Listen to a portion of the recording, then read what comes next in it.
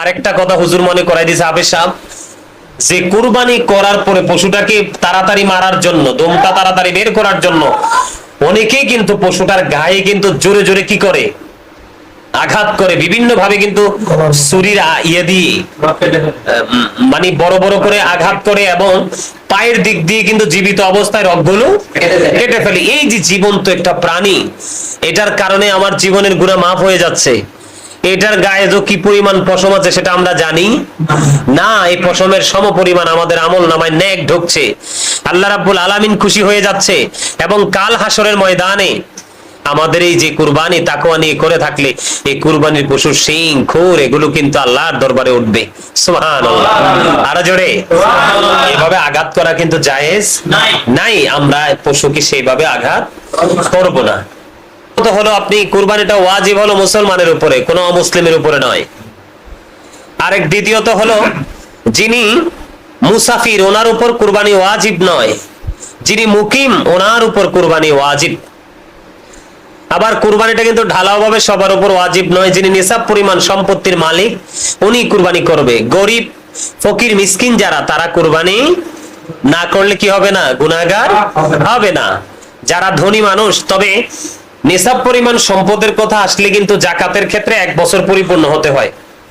জাকাতের ক্ষেত্রে কি হতে হয়, 1 বছর পরিপূর্ণ হতে হয়। কিন্তু কুরবানির ক্ষেত্রে যদি আপনি 1 বছর পরিপূর্ণ নাও হয়, তারপরেও কিন্তু আপনি কি করতে হবে, কুরবানি করতে হবে। কারণ হলো আল্লাহ রাসূল বলেছেন যে যার কুরবানি করার ক্ষমতা আছে, সমর্থ আছে, সে কুরবানি করলো না, সে যেন ঈদগাহের দিকে না যায়, না আসে। বুঝে নিতে হবে কুরবানি কিন্তু গোশত খাওয়ার জন্য না। মুসলমান 12 মাসই গোশত খায়, কেউ কম কেউ বেশি, কিন্তু কুরবানিটা নামাজের পরে করতে হবে, নামাজের আগে করা যাবে না। আমাদের দেশে পৃথিবীতে এখন ফিতনা ছড়াচ্ছে, কি ফিতনা ছড়াচ্ছে, যে যেই হুজুরের ভক্ত, হুজুর যেদিন বলবে সেদিন কুরবানি হবে। গতকালকে আমেরিকা থেকে মেসেজ পেয়েছি, যে এক পক্ষ রবিবার ঈদ করবে, আরেক পক্ষ সোমবার ঈদ করবে। একই দেশে তো 2 দিন ঈদ হতে পারে না। প্রত্যেকটা ধর্মীয় আমাদের যে ইবাদত আমল রয়েছে, হ্যাঁ, এগুলো কিন্তু চাঁদ, প্রত্যেকটা যে যে দেশে থাকে সেই দেশের আকাশে চাঁদ দেখা যাওয়া এবং চাঁদ অস্ত যাওয়া, চাঁদ ডুবে যাওয়ার সাথে সম্পৃক্ত। যেমন রমজানের চাঁদ উঠলেই কিন্তু আমরা কি করব, শাবানের চাঁদ কি হয়ে গেছে, শেষ হয়ে গেছে, রমজানের চাঁদ দেখা গেছে, তখন আমরা রোজা রাখবো যতক্ষণ না পর্যন্ত আমাদের দেশে বা আমাদের চাঁদ দেখা কমিটি যারা আছে, গবেষক যারা আছে, ওখান থেকে, আমরা সাধারণ মানুষ দেখতে পাই নাই, ওখান থেকে যখন আমাদেরকে ইনশিওর করবে তখন আমরা রোজা রাখা শুরু করব। আবার শাওয়ালের চাঁদ উঠলেই আমরা ঈদ করব। এটা জাস্ট একটা এক্সাম্পল দিলাম। তো একই দেশে কিন্তু 2 বারে 2 দিন ঈদ হতে পারে না। তো এই জন্য বললাম যে আমাদেরকে কি করতে হবে, নামাজের পরে কুরবানি করতে হবে, নামাজের আগে কুরবানি করব না। কুরবানিটা করব কত তারিখ, আরবি চাঁদের হিসাবে কত তারিখ, 10 তারিখ, 10 তারিখ, 10 জিলহজ। শেষ সময় পর্যন্ত ইমাম আজম আবু হানিফা রাহমাতুল্লাহ আলাইহি হচ্ছে 12 তারিখ সূর্য অস্ত যাওয়ার আগ পর্যন্ত। কত তারিখ, 10, 11, 12। এখানে কিন্তু আমাদের একটা আমল আছে, এটা কিন্তু আমরা ভুলে যাই। তাকবীরে তাশরিক যেটা বলা হয়, 9 তারিখ জিলহজ ফজর থেকে 13 তারিখ জিলহজ আসর পর্যন্ত প্রত্যেকটা ফরজ নামাজের পরে আমরা তাকবীরে তাশরিক দিব, আল্লাহু আকবার, আল্লাহু আকবার, লা ইলাহা ইল্লাল্লাহু, আল্লাহু আকবার, আল্লাহু আকবার, ওয়ালিল্লাহিল হামদ, আল্লাহু আকবার, আল্লাহু আকবার, লা ইলাহা ইল্লাল্লাহু, আল্লাহু আকবার, আল্লাহু আকবার, ওয়ালিল্লাহিল হামদ, আল্লাহু আকবার, আল্লাহু আকবার, লা ইলাহা ইল্লাল্লাহু, আল্লাহু আকবার, আল্লাহু আকবার, লিল্লাহিল হামদ। আলহামদুলিল্লাহ। ওই দিনে কিন্তু আমাদের জন্য নিয়ামতে পরিপূর্ণ আমল রয়েছে। কি রয়েছে? যেমন আমরা যখন ঈদগাহে যাব, আমরা রাসূলকে ফলো করে যাব। আমার নবীজি যখন রমজানের ঈদের জামাত পড়তে যেতেন, তখন তিনি বেজোর খেজুর খেয়ে যেতেন। এই আমলটা আমরা করা, বেজোর খেজুরকে ঈদগাহের দিকে যাওয়া, এটা আমাদের জন্য সুন্নাহ, এটা আমরা কি করব? আমলটা করব। আল্লাহর হাবিব ঈদুল ফিতরের নামাজে না খেয়ে যেতেন না, আর ঈদুল আজহার নামাজ তিনি শেষ না করে কিছু খেতেন না। এটা হচ্ছে আমাদের জন্য সুন্নাহ, এটাই হলো আমাদের আদর্শ, এটাই আমাদেরকে পালন করতে হবে। আর মা বোনেরা চাইলে, এখন তো আমি এমন একটা সময় আলোচনাটা করতেছি, আজকে মনে হয় 3 তারিখ, সোমবার চলে গেছেন, আজকে 3 তারিখ চলে গেছে। কেউ যদি চায় তাহলে কি করতে পারবে? ওই যে 9 তারিখ 10 তারিখ তো ঈদে, 9 তারিখ পর্যন্ত আপনারা চাইলে এখন থেকে 9 তারিখ পর্যন্ত আপনারা মা বোনেরা ভাই বাবারা যারা রাখতে চান তারা রোজা রাখতে পারবেন। আল্লাহ যেন আমাদেরকে রোজা রাখা এবং তাকবীরে তাশরিক দেওয়ার জন্য তৌফিক দান করে, সকলে বলুন আমিন। আরো জোরে আমিন। আরো কিছু সমস্যা আমাদের মাঝে আছে। আমি যখন আমার গ্রামে গেলাম কিছুদিন আগে, কুরবানি নিয়ে আলাপ আলোচনা করলাম, অনেক মানুষ আমার কাছে আপত্তিকর বক্তব্য দিল। কি আপত্তিকর? আমার কাছে বড় অদ্ভুত লাগলো। মানুষের গোস্ত খাওয়ার পিপাসা কি এত বেশি?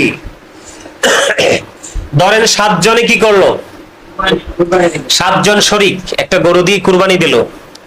এখন 7 জনে কুরবানি দেওয়ার পরে গরু গোস্তটাকে, পুরো গোস্তটাকে 8টা ভাগ করলো।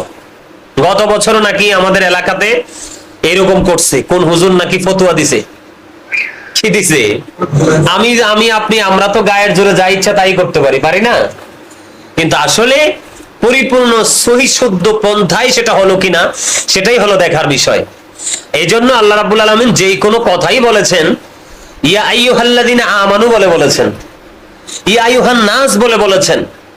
এর মধ্যে সবচেয়ে বেশি যেটা খুঁজে পাই, ইয়া আইয়ুহাল্লাযিনা আমানু, আল্লাহ রাব্বুল আলামিন হে ঈমানদার বলে ডাক দিয়ে বলেছেন।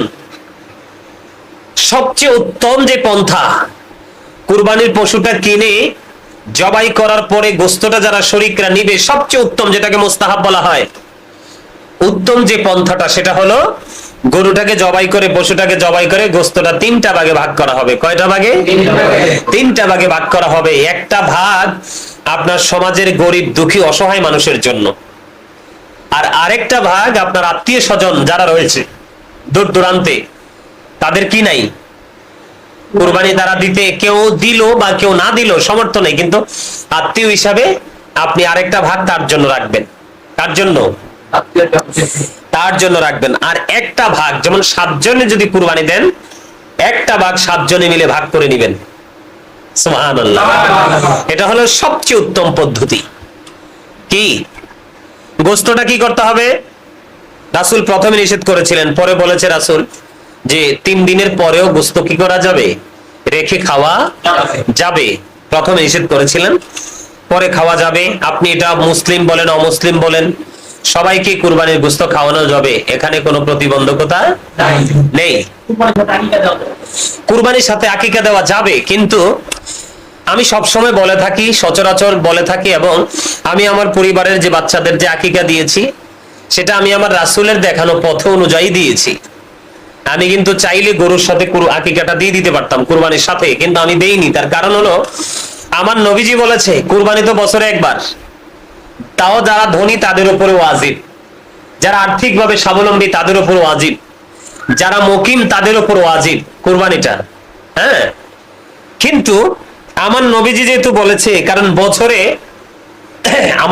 আমাদের মাঝে অনেক সন্তান পৃথিবীতে আসে না?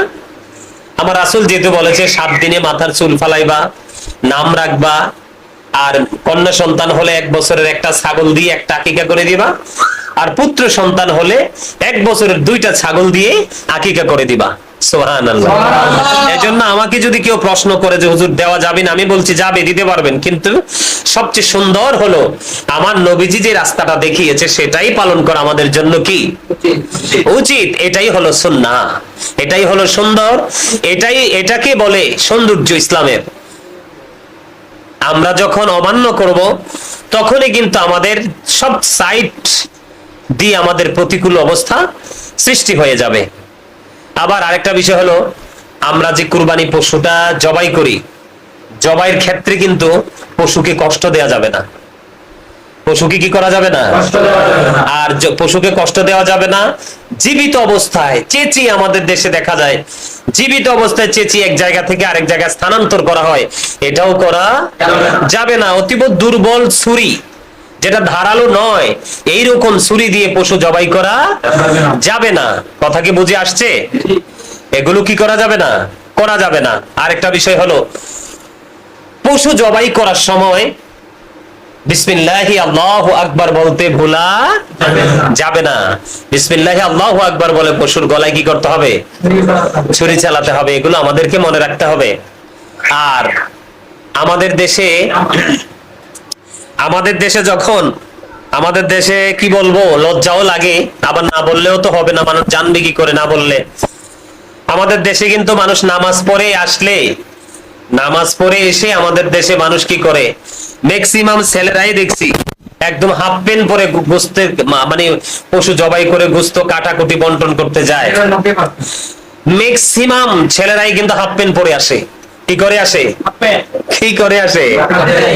এখন আমরা তো এমন মুসলমান, গতকালকে একজনকে দৌড়ছিলাম, আমার খুব কাছাকাছি ছিল, তার চুল কাটার স্টাইল, তার দাড়ি রাখার স্টাইল দেখে তোর জন বলছি ওর তার মানে ইয়া নাই, জবান নাই। আমি ওরে বলছি আমার রাসূল বলেছে হাদিস শরীফের মধ্যে সব জাতির জন্য মডেল হওয়ার কথা ছিল আমাদের, সব জাতের জন্য। কথা বলে না? আমাদের দেশে কত বিধর্মী আছে না? সবার জন্য মডেল হওয়ার কথা ছিল কার? মুসলমানদের, ইমানদারদের। আর আজকে আমাদের মডেল হচ্ছে বেঈমানেরা। এখনকার যুগের ছেলেরা, যারা ইয়াং ছেলেরা, ম্যাক্সিমাম ছেলে কি হিন্দু না মুসলমান বোঝা যায়? বোঝা যায়?